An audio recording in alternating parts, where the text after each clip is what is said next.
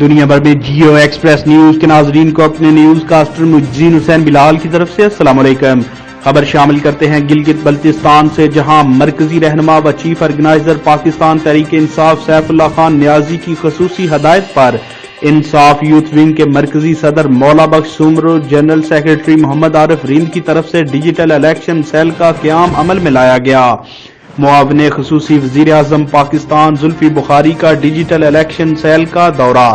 انصاف youth wing کے صدر مولا بخش سومرو اور ان کی ٹیم کی بہترین مینجمنٹ پر اظہار اطمینان کرتے ہوئے یوتھ ونگ کو خراج تحسین۔ مرکزی صدر انصاف یوتھ ونگ مولا بخش سومرو نے میڈیا سے گفتگو کرتے ہوئے کہا کہ election cell chief organiser task force پر کام کرے گی۔ یوتھ ونگ کے نوجوان گھر گھر مہم چلا رہے ہیں، جبکہ مرکزی جنرل سیکرٹری محمد عارف رند نے ڈیجیٹل الیکشن سیل کے دورہ پر آئے معاون خصوصی وزیر اعظم زلفی بخاری کو الیکشن کی تیاریوں کے حوالے سے بریفنگ دیتے ہوئے بتایا کہ انصاف یوتھ ونگ الیکشن سیل میں پی ٹی آئی امیدواروں کی مدد کرے گی۔ ڈیجیٹل ایپ کے ذریعے انصاف یوتھ ونگ کے نوجوان گھر گھر جا کر سروے کریں گے۔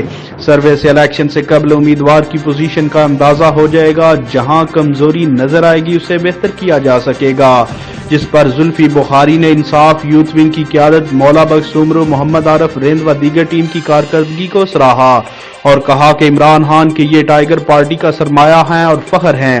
اس موقع پر مرکزی نائب صدر نثار احمد خان، مرکزی deputy secretary general Muzammil Hassan, advocate deputy secretary general north Punjab Rana Noman, Ismat Ullah Khan Baltistan کے ریجنل صدر محمد عارف ہولی، گلگت بلتستان ریجن کے سیکرٹری جنرل مبشر حسن و دیگر موجود تھے۔ کیمرہ مین ٹیم کے ساتھ رپورٹ چودھری عمر حیات، جیو ایکسپریس نیوز۔